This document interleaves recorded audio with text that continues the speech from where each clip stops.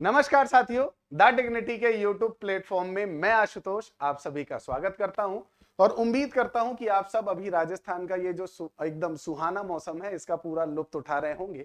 आज हम इस वीडियो में दोस्तों EORO जो अभी आपका एग्जाम जो अभी रविवार को संपन्न हुआ है, उस एग्जाम का लेवल क्या है, उस एग्जाम की कितनी कट ऑफ जा सकती है। क्योंकि देखिए सबसे बड़ा प्रश्न ये होता है कि जब आप पेपर देते हैं और पेपर देने के बाद आपको ये समझ में आता है कि भाई मेरे इतने मार्क्स हैं, तो दिमाग में सबसे ज्यादा दुविधा बस इसी चीज की होती है कि सर मेरा सिलेक्शन होगा या नहीं। और उस दुविधा को दूर करने के लिए मैं यहां पर उपस्थित हुआ हूं।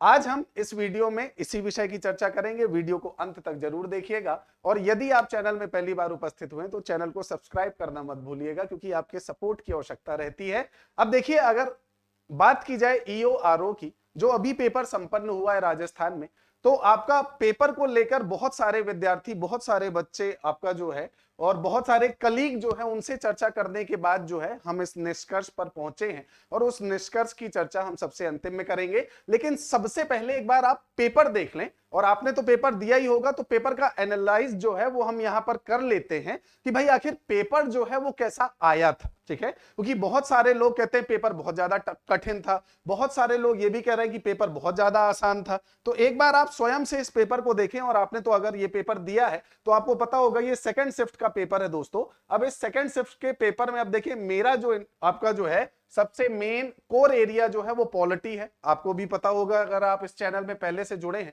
अब अगर पॉलिटी की बात की जाए तो मैं पॉलिटी के प्रश्न आपके सामने दिखा रहा हूं। भारत की संविधान के प्रस्तावना के अनुसार निम्नलिखित में से कौन सा शब्द शामिल नहीं। ठीक है, स्वतंत्रता, समानता, न्याय और बंधुता। ठीक, अब आपके दिमाग में आएगा कि सर कौन सा शब्द शामिल नहीं है, लेकिन ये चारों शब्द लगभग लगभग एक जैसे तो लग रहे हैं तो ये चारों, है ना। तो ये एक प्रकार का एक ट्रिकी प्रश्न है ना। आप अगर देखेंगे तो आपको संविधान में ये शब्द नहीं मिलेगा समानता, इसकी जगह आपको क्या मिलेगा, समता मिलेगा। क्या मिलेगा, अवसर की समता, प्रतिष्ठा और अवसर की समता। ठीक है, समानता शब्द नहीं है। बंधुता है, स्वतंत्रता है, न्याय है, सामाजिक आर्थिक राजनीतिक न्याय है, स्वतंत्रता है आपका विचार की, अभिव्यक्ति की, उपासना की, धर्म की, है ना। बंधुता बढ़ाने के लिए नीचे शब्द दिया गया है, लेकिन समानता नहीं है। तो एक प्रकार से अगर मैं कहूं तो ये जो प्रश्न है पॉलिटी का, ये थोड़ा सा कैसा है, थोड़ा सा ट्रिकी है, लेकिन अगर धैर्यता के साथ आप जवाब दोगे तो ये बन जाएगा। उसके बाद वाले क्वेश्चनों की अगर बात की जाए तो ये देखिए, संविधान निम्नलिखित में से किस अनुच्छेद के तहत संघ की कार्यकारी शक्ति प्रदान की गई है। और जो बच्चा पहली बार पॉलिटी पढ़ना प्रारंभ करता है उसे पता होता है कि भाई अनुच्छेद 53 में लिखा गया है कि केंद्र की सारी कार्यपालिका शक्ति राष्ट्रपति को या राष्ट्रपति पद में निहित है। तो ये इसे मैं टिपिकल में नहीं रखूंगा। देखिए, कई बार होता है कि वीडियो आपको पसंद आएगी, या कई बार ऐसा होगा कि आपको लगेगा कि अरे नहीं सर आप तो गलत बता रहे हैं। लेकिन अगर इसके लेवल की बात की जाए तो दोस्तों यकीन मानिए, जो बच्चे तैयारी प्रारंभ करते हैं ये चीजें वो आपका सबसे प्रारंभ में पढ़ते हैं। तो इस क्वेश्चन को मैं टफ में तो बिल्कुल नहीं रखूंगा, और बल्कि इसे एकदम इजीएस्ट पार्ट में रखा जाएगा।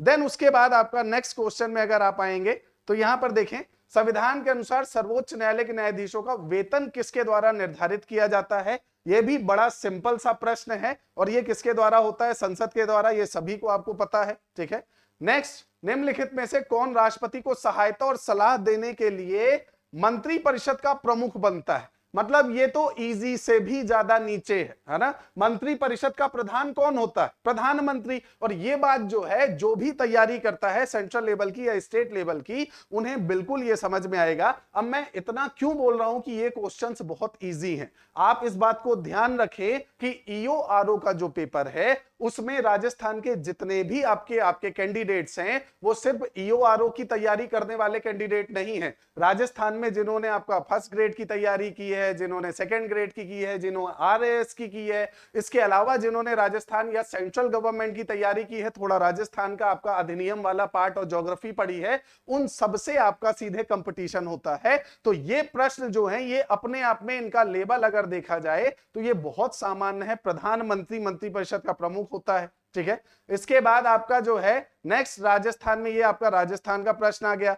मंत्रिपरिषद निम्नलिखित में से किस विकल्प के प्रति सामूहिक रूप से उत्तरदायी होता है। और जब आप मंत्रिपरिषद पढ़ते हो तब आप उसे ध्यान से पढ़ते हो अनुच्छेद 74 के अंतर्गत, कि मंत्रिपरिषद व्यक्तिगत रूप से राष्ट्रपति के लिए जिम्मेदार होता है और सामूहिक रूप से लोकसभा के लिए। ठीक है, तो ये बड़ा सामान्य सा, इस प्रश्न को सामान्य कैटेगरी में रखा जाएगा। ठीक है, नेक्स्ट आपका अगर देखा जाए नीति निर्देशक सिद्धांत की विशेषता निम्नलिखित किस देश से ली गई है? ये अपने आप में आयरलैंड, ठीक है। इसके बाद भारतीय संविधान के अनुसार नागरिकता पर विवरण किस भाग में है?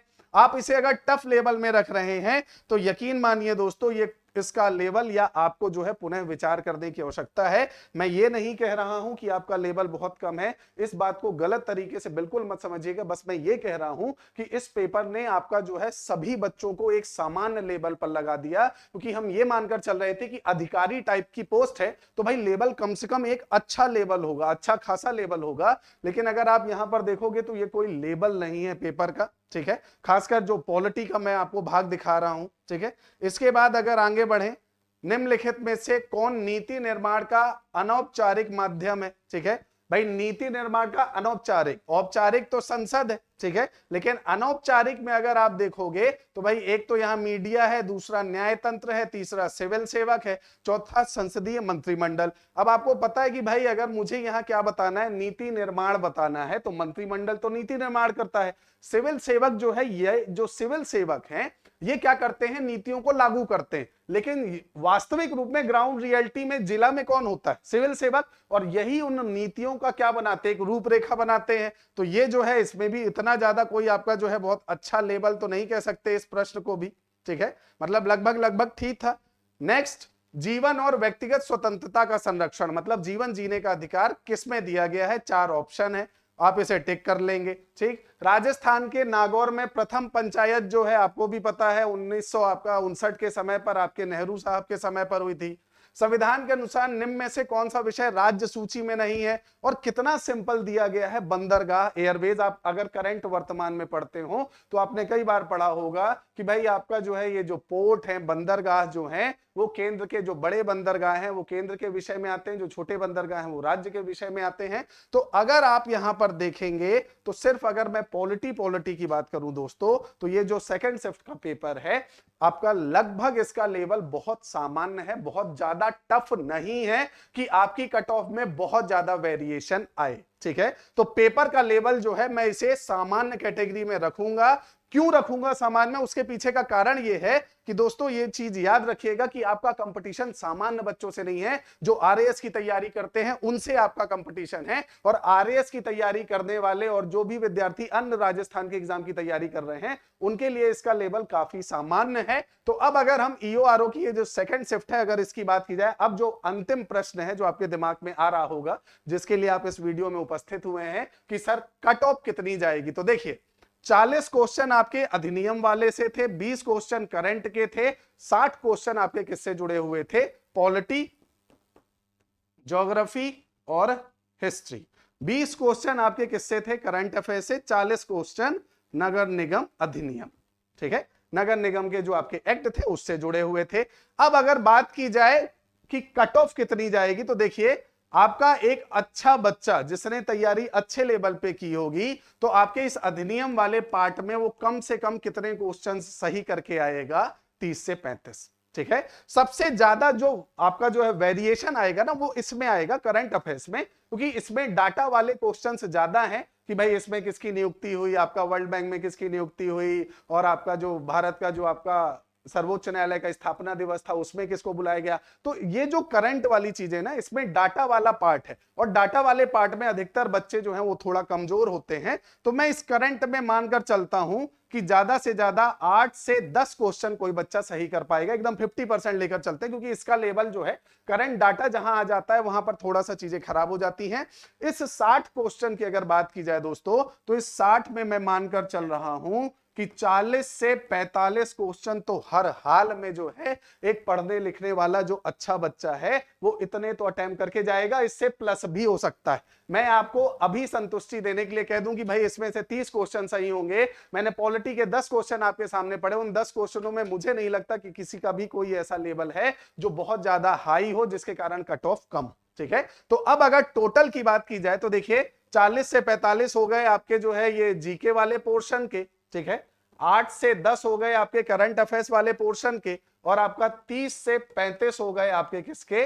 आपका अगर देखा जाए तो आपके 30 से 35 क्वेश्चन हो गए आपके किससे? आपके ये जो नगर निगम अधिनियम के, ठीक है। तो अब अगर इसका टोटल देखा जाए तो देखिए आपका 45 45 ये हो गया 90, ठीक है, और 4 3 7 78, ठीक है। अब अगर कट ऑफ की बात की जाए तो देखिए दोस्तों, कट ऑफ 90, ये +-5 का जो गेम है ये तो आपको पता ही होगा, 5 ऊपर या 5 नीचे, ठीक। कट ऑफ ये मानकर चलिएगा कि जो आपकी कट ऑफ है वो 90 से नीचे तो नहीं आने वाली, हाँ 90 से 1-2 नंबर ऊपर जा सकते हैं। अगर आप 90 से 95, 97, 98 के बीच में हैं, आप गारंटेड सेलेक्ट हैं, ठीक है। 120 में से अगर आप जो हैं 97, 90 से लेकर 5 आपका +-92 से 97 के बीच में अगर आप आ रहे हैं तो आपका सिलेक्शन पक्का है, 101% आपका सिलेक्शन होगा।